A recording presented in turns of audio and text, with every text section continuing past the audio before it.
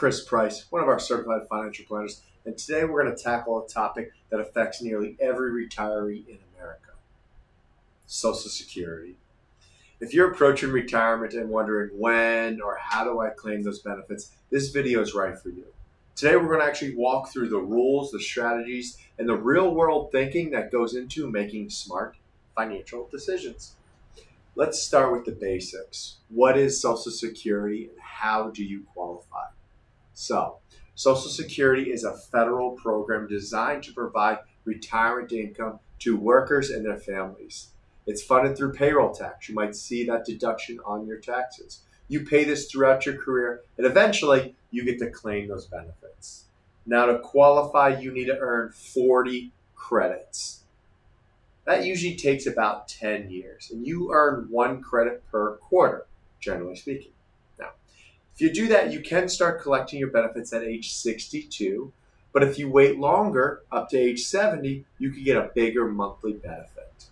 Now, let's talk strategy. I mentioned that we can start taking retirement benefits at 62. Well, if we do start taking benefits at 62, our monthly benefit could be reduced up to 35%. And it might make sense maybe if you need money now, if you have health concerns, or want cash flow during the active years of your life. One of the other strategies is your full retirement age, which for a lot of you is either 66 or 67, depending when you were born. And at this point, you get your full benefits, no reduction at all for working or anything of that nature. And finally, if you delay to age 70, this gives you an 8% a year boost on your full retirement amount. That actually is a 32% increase from your FRA if it's 66. So if you're in good health, have other income to rely on, this could be a powerful way to lock in guaranteed income for the rest of your life. But it doesn't stop there. No government agency or organization does. Social Security is often a household decision, not just an individual one. So if you're married, your spouse may qualify for spousal benefits up to 50% of what you're making at their full retirement age. They might have never worked, right? If you're divorced and you were married for at least 10 years, you might be eligible to receive benefits on your ex-spouse's records.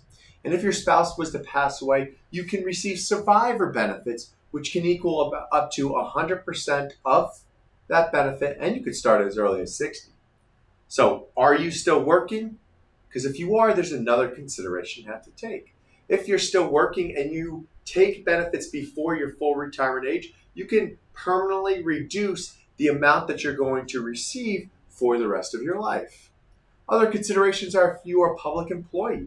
If you're a public employee and receive a pension, there might be other rules that could reduce your benefits when it comes to Social Security. So there's many things to consider when you're talking about Social Security. Now here's really where the numbers get really interesting. It's not about numbers. Sometimes it's about behavioral finance. So behavioral finance shows us that we make emotional decisions, even if it's maybe not the logical one. Yes, delaying benefits gives you more income if you live in your 80s, 90s. But think about your lifestyle. Are you going to spend more in your early retirement years traveling, enjoying hobbies, living activities? For many people, that answer is yes.